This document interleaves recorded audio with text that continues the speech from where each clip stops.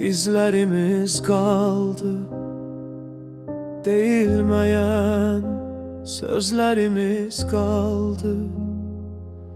Yağışlar yudu izlerimizi,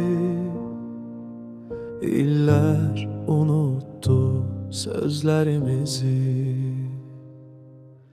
Kaldı yüreğimde senin adın yanık kimi, gedib getdin amma hele sen qalıbsan qanım kimi. Qaldı baxışların şüşə kimi kəsir məni.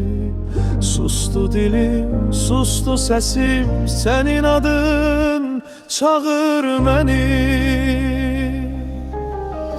O son dəfə dönüb baxmadın ha, bir getməyə dəymədimişə. Sen gülərkən açan günlərimdə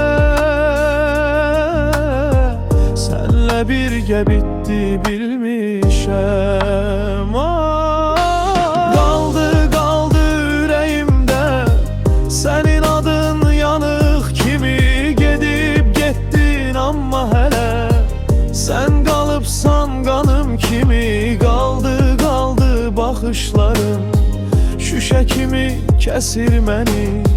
Sustu dilim, sustu səsim, senin adın çağır məni.